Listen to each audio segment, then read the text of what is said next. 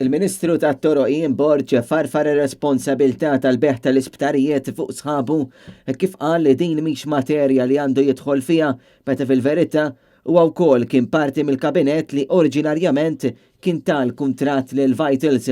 Konxju li ċifra li semmejklek 7 miljun euro qed taħluhom fuq il-kuntratt ta' Stewart. Dak il-kuntratt jaqa' taħt Ministeru ieħor u nħalli lil min huwa iżjed informat sabiex jgħaddi l-kummenti tiegħu. Fit-tmiem il-ġimgħa l-Ministru tal-Finanzi Clyde Caruana stqar li ta' Stewart ma laħqux il-livelli mistennija u hekk kif saqsejna għal darb'oħra lill-Ministru Borġ dwar meta se jinħallu minn dan il-kuntratt, il-Ministru baqa' ma weġibx. Meta se tinħallu minn dan il-kuntratt? Għandek indikazzjoni meta se tinħallu minn dan il-kuntratt? Grazzi.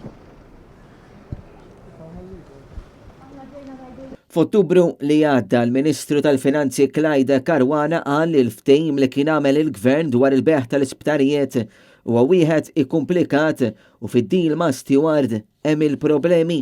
Minkejja dawn l-istqarrijiet u stqarrijiet oħra dwar il-kuntratt ta' Stewart, il-Gvern qed jibqa' jaħrab milli jwieġeb qatt ta' domandi tal-ġurnalisti u l-Gvern qed jibqa' jaqbel li jħallsu l-miljuni mill-bwiet tal-familja Maltin u Għawċin għal deal li minnu maħniex nieħdu dak li qed inħallsu għalih. Mhux tal-hekk tal-li fil-waqt li jaf li Stewart mhux qed jonaraw il-kuntratt, il-Gvern għażel li jżid in-nefqa għas-sena d-dieħla b'20 miljun euro biex bekk għal din li falla issa se nħallsu 70 miljun euro fis-sena.